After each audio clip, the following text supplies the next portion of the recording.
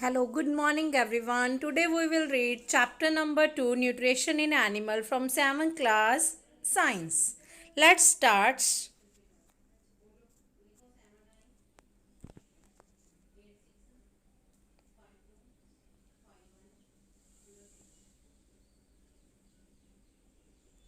Chapter nutrition in animal से तो इसमें लिखा है कि you have learned in chapter 1 that plant can prepare their own food by the process of photosynthesis but animals can not. मतलब कि plants तो खुद का फूड प्रिपेयर कर लेते हैं पर एनिमल्स नहीं कर पाते, तो वो अपने फूड के लिए या तो प्लांट्स पे डिपेंडेंट होते हैं या फिर दूसरे एनिमल्स पे डिपेंडेंट होते हैं जो खुद प्लांट्स खाते हैं।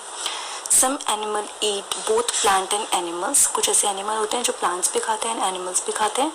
और organism including human require food for growth. और यही बोल रहे हैं कि जो फूड है वो सबको ही चाहिए ग्रोथ के लिए, रिपेयर के लिए, फंक्शनिंग के लिए बॉडी की।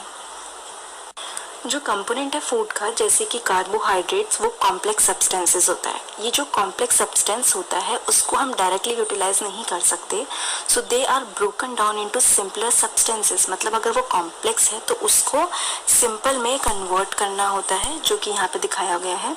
The breakdown of complex component of food into simpler substance is called digestion. तो डाइजेशन क्या होता है कि आप किसी भी कॉम्प्लेक्स चीज़ को किसी कम कॉम्प्लेक्स मतलब सिंपल चीज़ में कन्वर्ट करो, दैट इज डाइजेशन। तो बॉडी के अंदर जो डाइजेशन होता है वो इसलिए होता है ताकि जो भी चीज़ हम खा रहे हैं वो किसी सिंपल फॉर्म में कन्वर्ट हो जाए।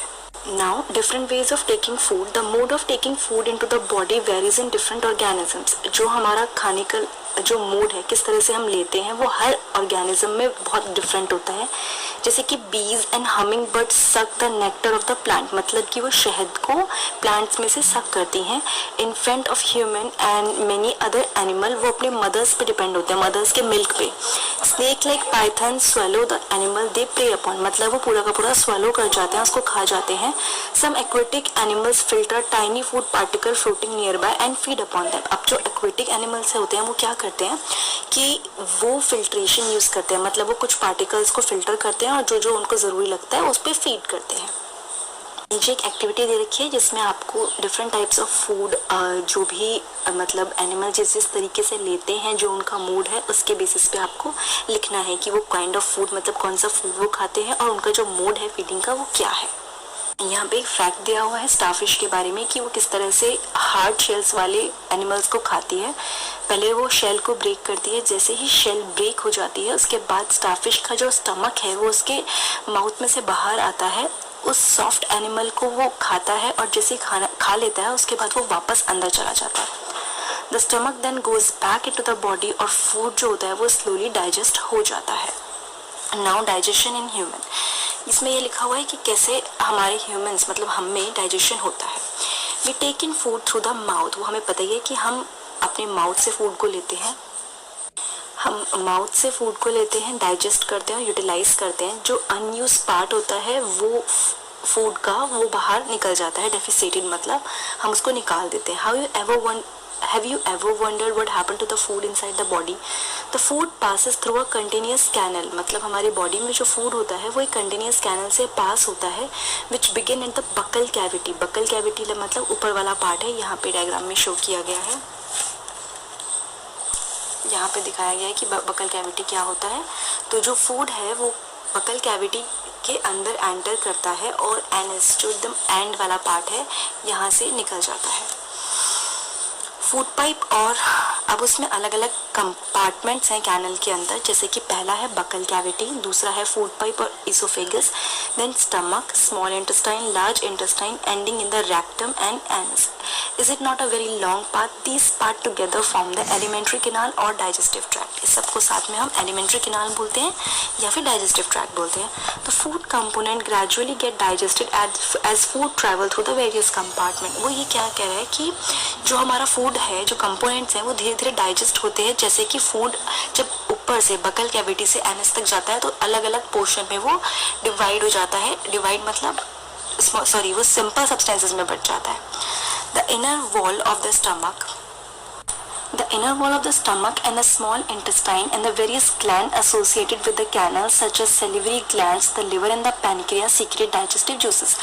मतलब कि जो स्टमक की अंदर की लाइंस हैं, जो वॉल्स हैं, जो स्मॉल इंटेस्टाइन्स हैं, जो वेरियस ग्लैंड्स हैं बॉडी के अंदर प्रेजेंट है. सेलिवरी ग्लैंड एकदम मुंह के पास होता है, यहाँ पे उसने दिखा भी रखा है, जिसमें से सलाइवा सिक्रेट होता है.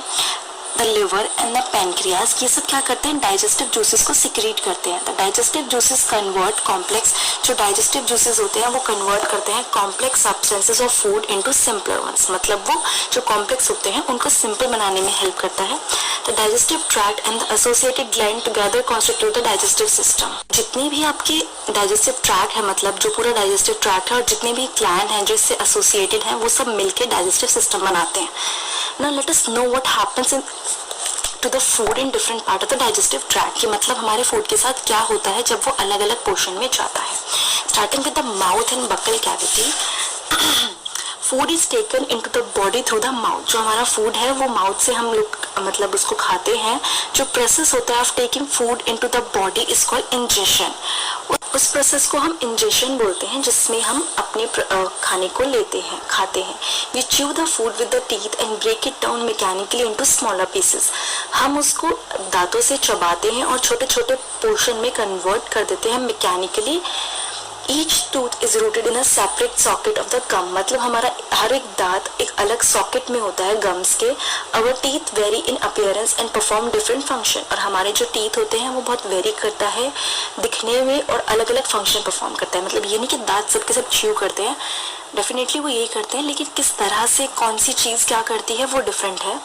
Accordingly they are given different names, और इसी के अकॉर्डिंग उनको डिफरेंट नेम्स दिए गए हैं. डायग्राम में दिखा रखा है. ये है मोलर, जो पीछे के दांत होते हैं. फिर आते हैं प्री मोलर, उसके बाद आते हैं canine, sorry this is molar. ये है आपके प्री मोलर और ये आपके किनाइन और ये इंसिजर. अब देखिए थोड़ा शार्प होते हैं तो ये वाले कटिंग में हेल्प करते हैं. बाकी वाले जो होते हैं पीछे की साइड वो च्यू करने में हेल्प करते हैं. तो इसके फंक्शन भी डिपेंड करते हैं कि कौन सा सिर्फ उसको टेयर करता है या फिर बाइट में कौन सा करेगा या कौन सा च्यू करने में हेल्प करेगा. उसके बाद एक एक्टिविटी दे रखी है कि आपको अपने हाथ धो के खुद ही अपने टीथ वगैरह काउंट करने हैं, जो नीचे की साइड दे रखी है. एक और है कि मिल्क टीथ और परमानेंट टीथ क्या होते हैं. जो फर्स्ट सेट ऑफ टीथ हमारी बॉडी में आता है जब हम छोटे होते हैं इन्फेंसी के टाइम पे, और जो 6 to 8 तक आते आते गिर जाते हैं, दे आर टर्म्ड या फिर these are termed milk teeth. और जो सेकंड सेट आता है जो उनको रिप्लेस करता है, उनको हम परमानेंट टीथ बोलते हैं. The permanent teeth may last throughout life और fall off during old age और due to some dental disease. मतलब कि वो बाद में लाइफ के लास्ट में या फिर बाद में ओल्ड एज में गिरता है या फिर कभी कभार किसी डेंटल डिसीज की वजह से गिरता है. तो जो छोटे में जो टीथ आते हैं दीज आर मिल्क टीथ, और जो बाद में आते हैं दैट आर परमानेंट टीथ.